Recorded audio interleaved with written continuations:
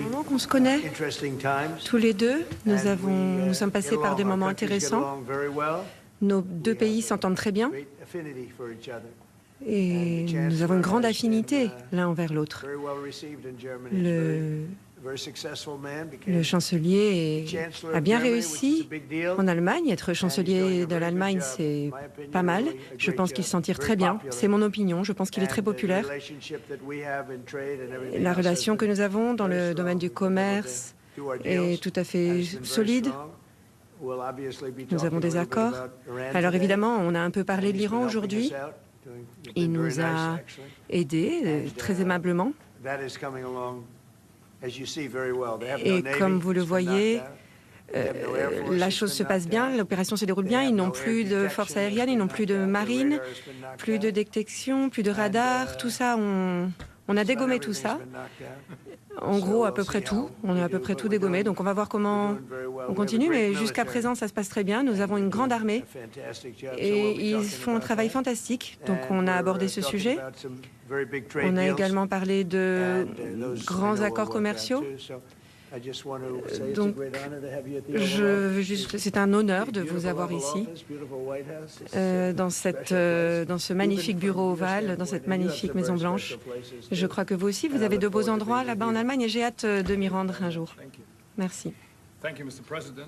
Merci, Monsieur le Président, de me recevoir ici, au bureau ovale. C'est la troisième fois maintenant que je suis là. Je suis ravi d'avoir cette occasion de discuter avec vous. Nous sommes sur la même longueur d'onde en ce qui concerne la fin de ce terrible régime d'Iran, de la nécessité de s'en débarrasser.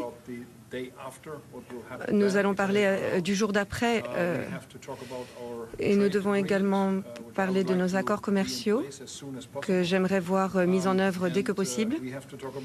Et nous devons parler également de l'Ukraine.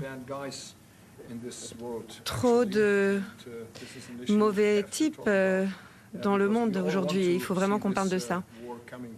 Parce que nous voulons vraiment que cette guerre se termine le plus rapidement possible. Mais l'Ukraine doit pouvoir préserver son territoire, ses intérêts sécuritaires. Et donc nous allons en parler également. J'ai hâte d'en parler avec vous. Merci d'être là. Merci de votre hospitalité. Merci de m'avoir accueilli dans votre maison d'hôte. C'est tout à fait confortable. Ah, vous avez aimé, très bien. Oui, oui, absolument. Il y a beaucoup d'anciens présidents qui ont été accueillis là. C'est très connu comme endroit également. Y a-t-il des questions?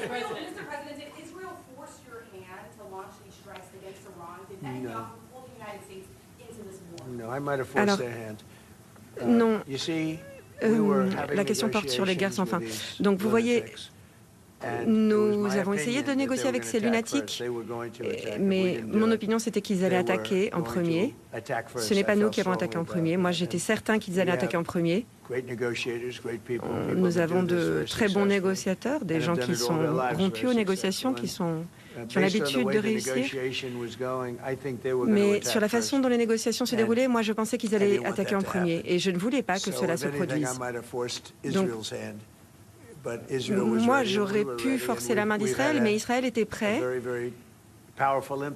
Et ils ont un impact puissant parce qu'ils ont réussi à vraiment détruire quasiment tout ce qu'ils avaient, les Iraniens. Ce sont... Je crois qu'ils étaient surpris. Moi, j'étais surpris. Tous ces pays voisins. Et je crois qu'un jour, ils vont écrire l'histoire et expliquer pourquoi ils ont fait ça. Mais ils ont fini par frapper des pays qui n'ont rien à... Les Iraniens donc, ont fini par frapper des pays qui n'ont rien à voir avec cette histoire. Ils ont reçu des missiles. Donc ça vous montre le degré de mal, de méchanceté de ce pays.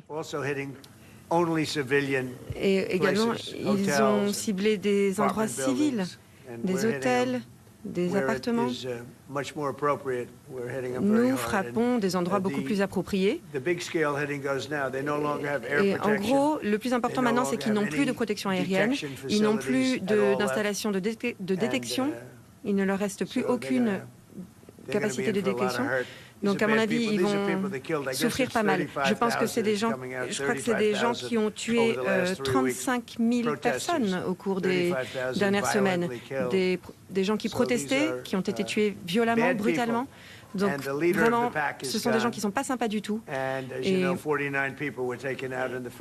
on a réussi donc à éliminer 49 leaders. Et je crois qu'aujourd'hui encore, d'autres dirigeants ont été éliminés. Donc, je crois qu'ils sont durement frappés. On va voir ce qui va se passer. Il y a beaucoup de gens qui entrent en jeu, des gens auxquels on ne s'attendait pas. Il y a des gens qui ont demandé l'immunité. Et je pense que tôt ou tard, ils vont finir par déposer les armes, on verra bien. En attendant, on continue à avancer. Notre armée est la première du monde, de loin.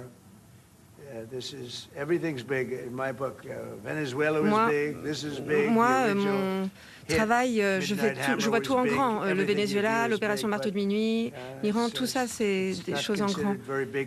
Mais selon certains, ce n'est pas si extraordinaire que ça. Pourtant, on a la meilleure armée. Quel est le pire scénario que vous envisagez? Alors, je ne sais pas s'il y a un pire scénario envisagé. Du point de vue militaire, on les a battus.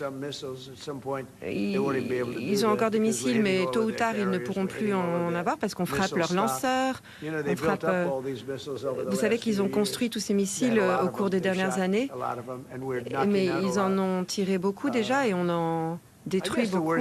Je pense que le pire scénario serait qu'on fasse cela et que quelqu'un les remplace, un nouveau régime surgisse qui soit encore pire que le précédent. On ne voudrait pas voir ça se produire. Et réaliser que dans 5 ans, finalement, le nouveau régime n'est pas mieux que... Donc moi, j'aimerais bien voir un nouveau régime qui soit au service du peuple. On verra bien ce qui va se passer au niveau du peuple. Ils ont eu leur occasion. On leur a dit... Ne le faites pas tout de suite. Là, c'est dangereux en ce moment, beaucoup de bombes. Mais voilà, pour moi, ce serait le pire scénario. Est-ce que vous avez quelqu'un en tête? Alors, la plupart des gens qu'on avait en tête sont morts. On en avait dans ce groupe qui sont morts, on avait effectivement des gens en tête. Maintenant, on a un autre groupe en tête. Mais peut-être qu'ils sont également morts sur la base des rapports. Donc, il faut trouver une troisième voie. Bon, rapidement, il ne va plus nous rester personne, mais le Venezuela, c'était vraiment quelque chose d'incroyable parce qu'on a mené l'attaque et on a réussi à garder le gouvernement totalement intact. On a Dalsi qui s'en sort très bien. On a toute la chaîne de commandement. On a une bonne relation avec eux. 100 millions de barils de pétrole déjà ont été une grande partie est pour eux, une bonne partie pour nous également. On est déjà rentré dans nos fonds par rapport à cette guerre. Et avec le Venezuela, le Venezuela lui-même va produire beaucoup plus d'argent qu'il n'en a jamais fait. Donc c'est bon pour le peuple. Donc ça s'est fait sans accroc. Personne n'a jamais rien vu de tel. Si on regarde, l'Irak, c'était vraiment... Tout le monde a été renvoyé, les militaires, les pompiers, la police. Tous les fonctionnaires ont été renvoyés. Et l'État islamique, c'est là qu'il s'est formé. C'est de là, en Irak, que ça s'est formé, quand on avait renvoyé tout le monde. Donc, on verrait bien ce qui va se produire. Mais d'abord, il faut qu'on finisse du point de vue militaire.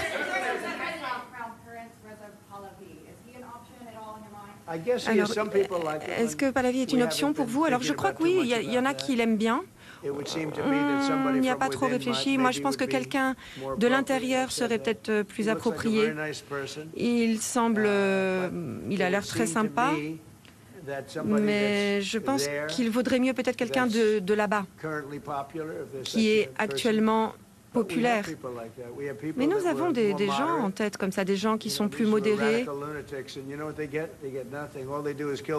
Vous savez...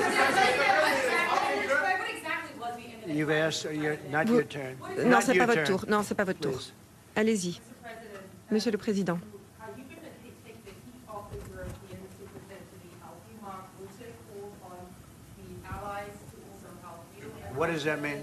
Que voulez-vous dire exactement? La question porte sur l'OTAN. Alors, certaines des nations européennes ont voulu nous aider, d'autres non. C'était surprenant. L'Allemagne s'est vraiment très bien comportée, vraiment génial. D'autres aussi. Je crois que le chef de l'OTAN, Mark, est fantastique, Mark Rutte. Il est fantastique. Mais certains des pays européens, comme l'Espagne, par exemple, se sont très mal comportés. D'ailleurs, j'ai ordonné de mettre fin à toutes les négociations avec l'Espagne. Ça, c'était ma requête, que chaque nation européenne devait payer 5% du budget pour les dépenses de défense. Et l'Espagne ne l'a pas fait. Et l'Espagne a dit que nous ne pouvions pas utiliser leurs bases. Alors, moi, j'ai dit qu'on pouvait juste lancer les avions et utiliser les bases. Personne ne peut nous dire de ne pas les utiliser. Mais bon, ils n'ont pas été très aimables. Donc, l'Espagne n'a rien dont nous ayons besoin, à part leur peuple. Ils ont un peuple super, mais leurs dirigeants ne sont pas si super que ça. Et je crois qu'ils voulaient garder les dépenses de budget à 2% pour la dépense. Donc, on va couper tous les accords commerciaux avec l'Espagne. On ne peut pas négocier avec l'Espagne. Et d'ailleurs, je ne suis pas très content du Royaume-Uni non plus. Cette île, vous en avez entendu parler. Bon. Et vous savez, cette île qu'il a cédée, ça nous a pris 3-4 jours. Ça aurait été beaucoup plus pratique pour nous d'atterrir plutôt que de survoler. Donc on a été surpris. On n'a pas affaire à Winston Churchill, c'est clair.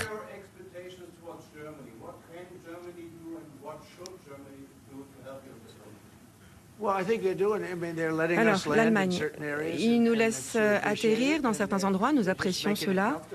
Ils essayent de nous faciliter la tâche. On ne leur demande pas d'envoyer des troupes au sol, mais c'est un pays que nous respectons. Nous avons de très bonnes relations avec ce pays, l'Allemagne, et en particulier maintenant avec ce nouveau dirigeant. Je pense qu'il est excellent. J'avais mes désaccords avec Angela au sujet de l'immigration et sa politique énergétique également, alors que cet homme qui est assis à ma droite est à peu près le contraire d'Angela sur le domaine énergétique et l'immigration. Donc, je pense qu'il s'en sort très bien.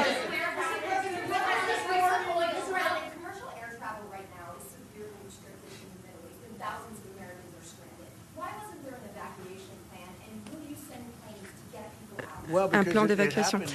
Alors, parce que tout s'est produit si rapidement, moi, je pensais que je pouvais en parler à Marco, mais je me suis dit que la situation finirait par... Moi, je pensais qu'on allait être attaqué. Ils se préparaient à attaquer Israël, ils se préparaient à attaquer d'autres pays, et vous le voyez maintenant. Beaucoup de ces missiles qui frappent les autres, ce sont des missiles qui étaient dirigés vers ces pays depuis longtemps. Alors, je pense que c'était mieux voilà, on a attaqué d'abord, et on est en train de les décimer. Et nous avons des énormes stocks de munitions. On a des munitions de pointe. Beaucoup d'entre elles ont été données de façon idiote par Biden gratuitement avec l'Ukraine. Mais vous savez, moi, quand je donne des munitions, j'attends qu'on les paye. L'Union européenne me les paye. Ils peuvent en faire ce qu'ils veulent et les donner à l'Ukraine s'ils veulent, mais donc nous avons donné beaucoup de munitions de pointe, mais nous en avons encore plein, des munitions de milieu de gamme et des munitions de pointe, et c'est ça dont nous avons besoin dans cette guerre. Et nous avons un stock illimité. Et nous avons également des munitions de pointe stockées dans beaucoup de pays dans le monde. Et c'est quelque chose que j'ai vraiment fait au cours de mon premier mandat. J'ai reconstruit l'armée avec une quantité incroyable de munitions.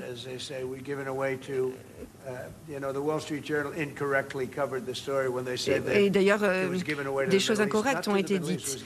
On a dit que je les avais données au Moyen-Orient. Non, non, pas du tout. Je ne les ai pas données au Moyen-Orient. Elles ont été données à l'Ukraine. Le Moyen-Orient en a acheté beaucoup parce qu'ils sont riches, mais on les a données à l'Ukraine. En fait, cette guerre, elle n'aurait jamais dû se produire. Si j'avais été président, il n'y aurait pas eu cette guerre. Mais nous avons encore des quantités énormes de munitions de haut de gamme, moyen de gamme, milieu de gamme et haut de gamme. Et c'est vraiment des munitions très puissantes. Une question pour vous deux. Est-ce que ça vous inquiète la hausse du prix du pétrole et du gaz? Alors, absolument, c'est un problème pour notre économie, le prix du pétrole et le prix du gaz. Et c'est pour cette raison que nous espérons tous que cette guerre va se terminer le plus rapidement possible. Nous espérons que les armées israéliennes et américaines fassent ce qu'il faut pour mettre fin à cette guerre et qu'un nouveau gouvernement se mette en place pour revenir à un équilibre des prix. Oui, il faut faire quelque chose, et quelque chose devait être fait. Et ça fait 47 ans qu'ils tuent des gens dans le monde entier.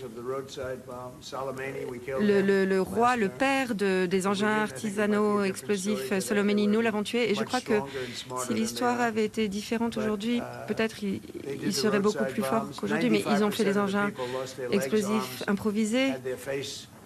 Tellement de personnes ont perdu la vie à cause de ces engins. J'ai vu des gens qui défiguraient. C'était tellement triste à voir. 95% de ces engins explosifs improvisés viennent de l'Iran. C'était l'arme préférée de Soleimani.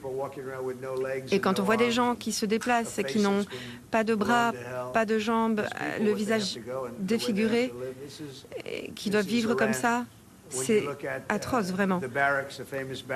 Quand on regarde les casernes, les otages, tous les otages, regardez tous les problèmes. C'était vraiment un fournisseur de terreur pendant des années. Il fallait vraiment faire quelque chose. Et je pense que si nous ne l'avions pas fait, parce que je vois venir le Congrès, si je n'avais pas fait cela, des gens comme Schumer, le démocrate, c'était des perdants. Des gens comme Schumer auraient dit « Vous auriez dû faire quelque chose ».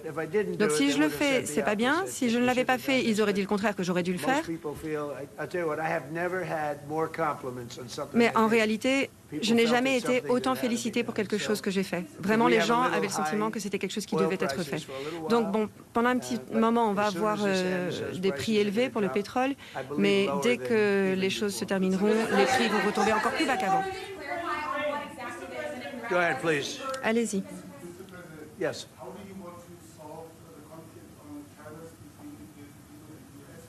Between who?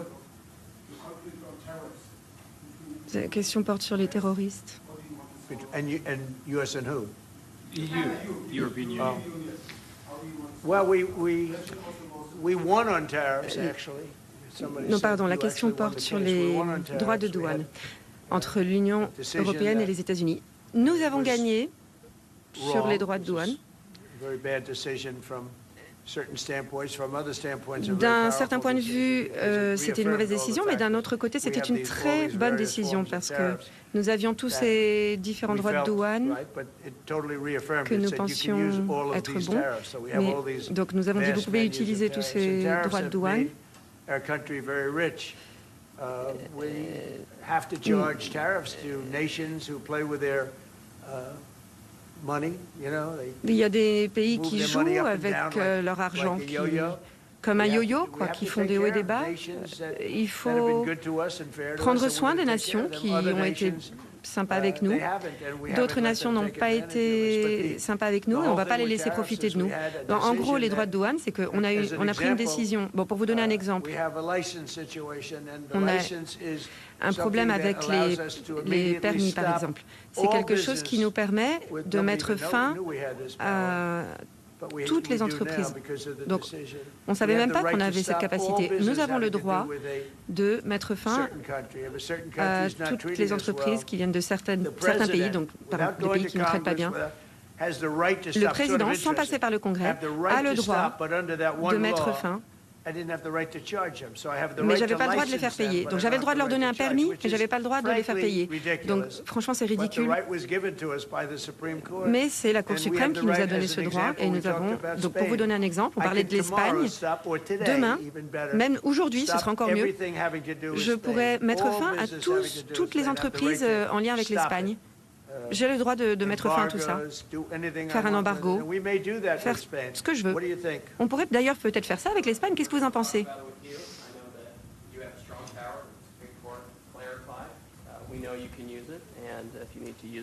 Nous savons que vous avez ce pouvoir, nous savons que vous pouvez vous en servir, et si c'est dans l'intérêt de la sécurité nationale, vous pouvez le faire. Scott, votre opinion?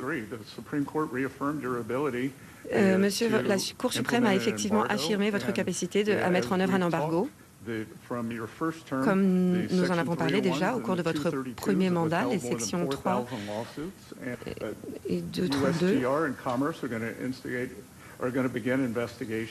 Donc, nous allons commencer les enquêtes et nous allons avancer. Et nous allons instituer un droit de douane de 15% pour tout le monde, comme vous le savez. Nous avons mis en place. Nous avons écrit 2 paragraphes. Et à mon avis, c'était des paragraphes extraordinaires d'ailleurs.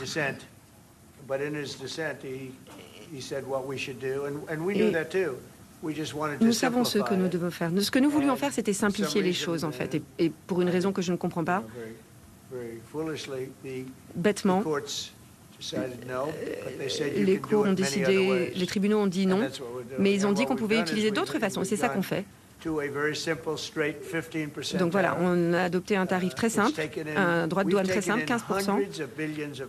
On a récupéré des centaines de milliards de dollars dans notre pays grâce à des centaines de milliards de dollars. Et ça nous a enrichis en tant que pays. Vraiment, on s'est enrichis, honnêtement, donc on s'en sort bien. Quand on aura l'intégralité du plan mise en place, là, on a une période de 5 mois au cours de laquelle on peut avoir recours à un droit de douane de 15%. Et on a fait des études. Et voilà, on appliquera des droits de douane différents selon les pays.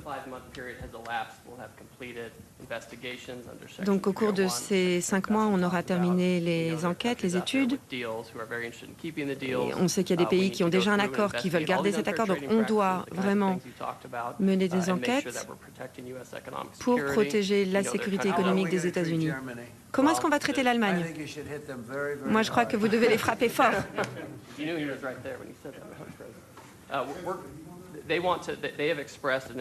Alors, l'Allemagne sont plutôt constructifs dans leur approche et souhaitent contribuer également. Moi, je dirais que chaque pays veut garder l'accord qu'ils ont déjà, c'est-à-dire les accords qu'ils ont, et ils veulent juste le même accord. On va, je pense, ajuster un peu, mais ils veulent tous garder leurs accords. Donc je pense qu'on arrivera à faire ce qu'on veut faire assez facilement.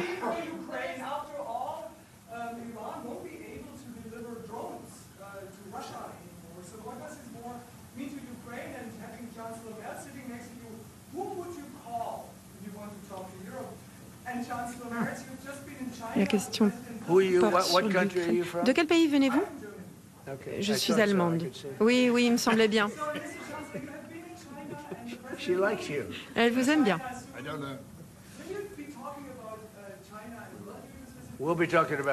Oui, on va parler de la Chine, oui, si vous voulez.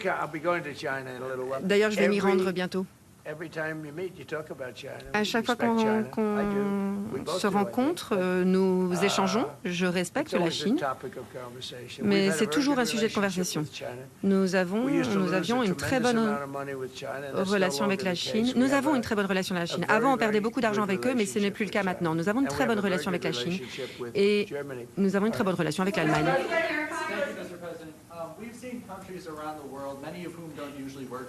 Il y a beaucoup de pays dans le monde dont certains ne travaillent pas ensemble, mais on les a vus travailler avec les États-Unis. On a vu des pays européens également entrer sur scène. Comment expliquez-vous cette unité contre l'Iran, cette unité qui se fait dans le monde? Eh bien, c'est une très bonne question. Je pense que c'est un régime maléfique, mauvais. C'est leur philosophie entière. C'est leur raison d'être. C'est terrible. Quand ils tuent 35 000, moi je croyais que c'était 32 000, maintenant on dirait que c'est plus que 35 000 personnes, avec des mitraillettes, contre des gens qui ne sont pas armés, avec des tireurs d'élite qui tirent, qui visent les personnes du haut des bâtiments, entre les yeux. C'est terrible. C'est une idéologie mauvaise. Personne n'a jamais rien vu de tel. Même le fait qu'ils ont attaqué leurs voisins, alors que leurs voisins n'attaquaient pas. Ils attendaient un peu de voir les choses. Ils ont frappé le Qatar, ils ont frappé les Émirats arabes unis, ils ont frappé l'Arabie saoudite, ils ont frappé Oman. Tout le monde a été frappé. Parce qu'ils sont mauvais et méchants. C'est de la mauvaise graine.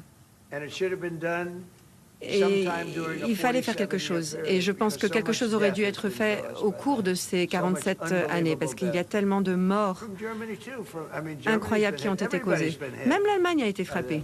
Tout le monde a été frappé par ce pays. C'est une idéologie mauvaise. Bon, moi j'ai fait beaucoup de bonnes choses. Il y a tellement de gens qui sont venus me voir pour me remercier. Vous voyez, dans les rues à Los Angeles, des milliers de personnes.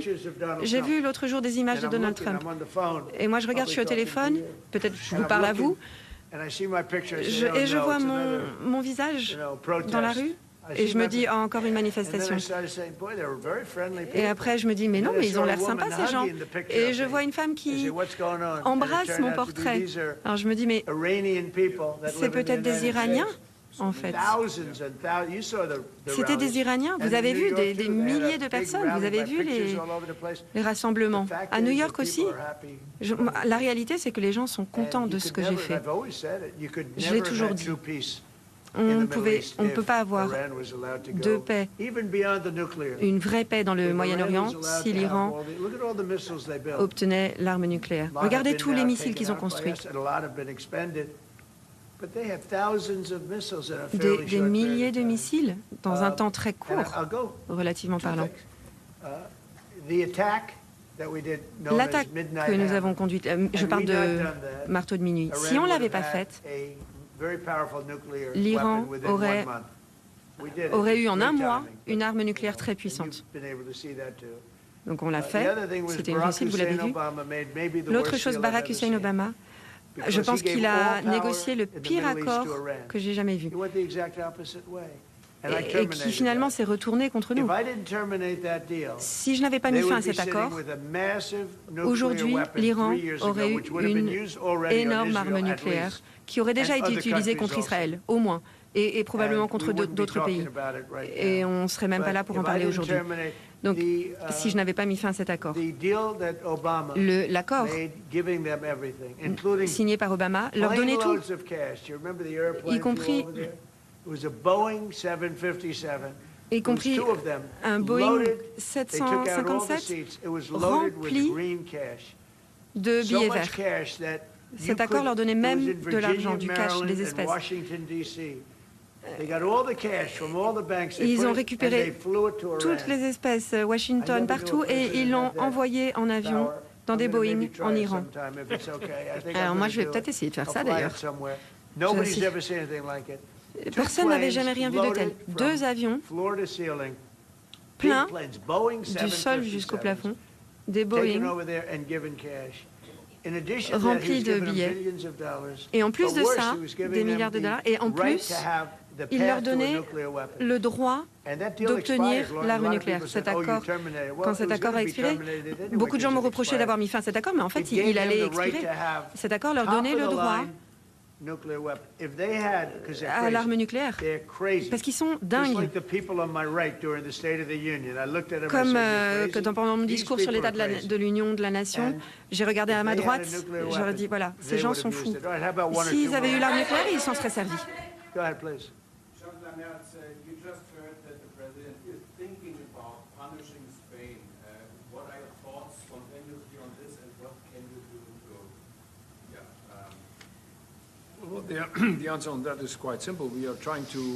Donc, oui, nous essayons de convaincre l'Espagne de au moins monter à 3,5%. C'est ce sur quoi on est tombé d'accord à l'OTAN. Et comme le président l'a dit, ce que le président a dit, c'est correct. L'Espagne est le seul pays qui n'a pas accepté ça et nous essayons de les convaincre que cela fait partie de notre sécurité commune et que nous devons tous nous conformer à ces chiffres. Et 3,5 pour l'armée. Et l'Espagne doit respecter cela.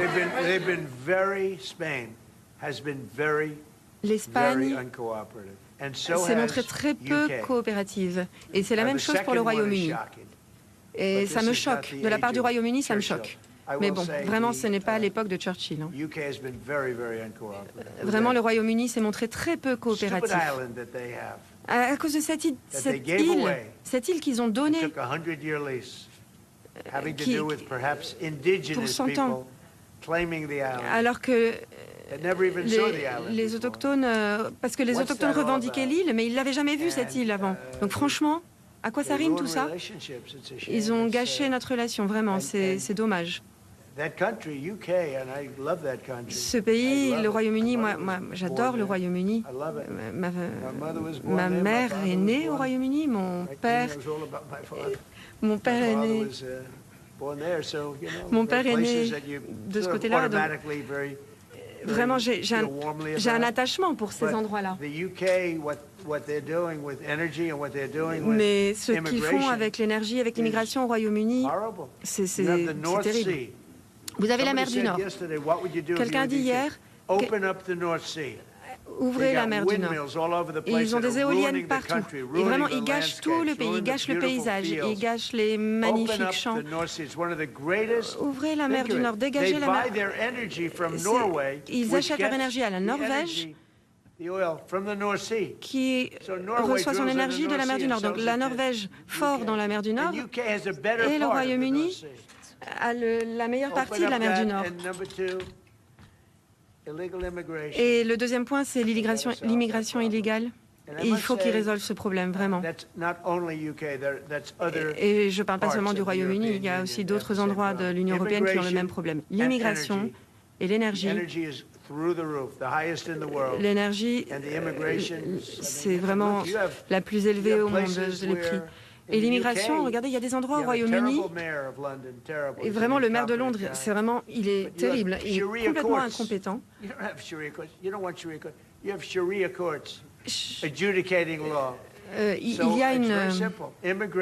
quelque chose de très simple et très important. L'immigration, l'énergie.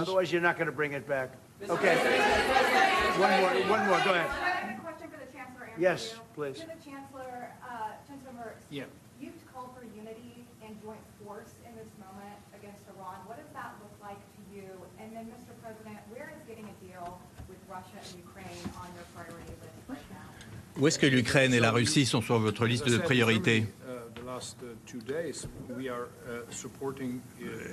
Comme je l'ai dit au cours des 2 derniers jours, nous soutenons Israël et les États-Unis pour mettre un terme et éliminer ce terrible régime.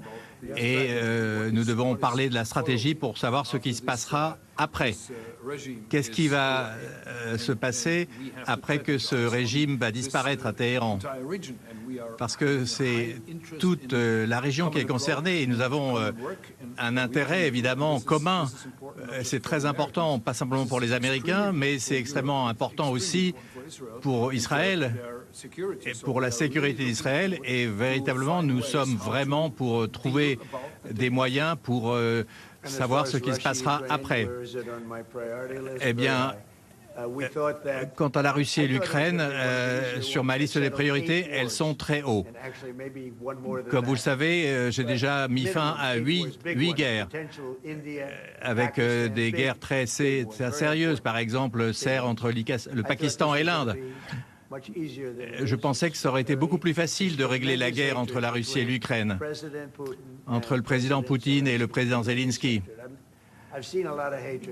J'ai vu beaucoup de haine au cours de ma vie, mais là, je pense qu'on est arrivé à un niveau incroyable, sans précédent. Parfois, j'accuse l'un, parfois j'accuse l'autre. Et je ne pense pas que ça affecte vraiment les États-Unis, car c'est tellement loin. Mais par exemple, la semaine dernière, et pour les 4 dernières semaines, il y a eu 32 000 morts dans cette guerre. Et il y a une moyenne de 25 000 à 30 000 morts par mois. C'est une guerre stupide. Et j'aimerais beaucoup qu'elle s'arrête. C'est la pire des guerres qui se soit produite depuis la Seconde Guerre mondiale. Ce que l'on peut faire, qu'est-ce que je peux faire? Eh bien, faire de mon mieux. Eh bien, être capable de parler aux deux participants de ce conflit et bien sûr essayer d'avoir un impact. Le plus triste, c'est que s'il n'y avait pas eu d'élection truquée aux États-Unis, eh bien, cette guerre n'aurait jamais eu lieu. Et d'ailleurs, ce qui ne serait pas passé non plus, c'est que 25 millions de clandestins n'auraient pas franchi nos frontières illégalement. Mais actuellement, eh bien, nous gérons bien la situation et que l'un des facteurs les plus importants actuellement, c'est ce que nous faisons en Iran. Et si nous ne les arrêtons pas, si on n'avait pas commencé cette guerre, eh bien, ils sont décimés. Mais si on n'avait pas lancé cette opération, on aurait eu une guerre nucléaire qui aurait pris en défaut de nombreux pays. Ce sont vraiment des gens qui sont malades. Ils sont malades, ils sont totalement malades. Merci beaucoup. Merci beaucoup.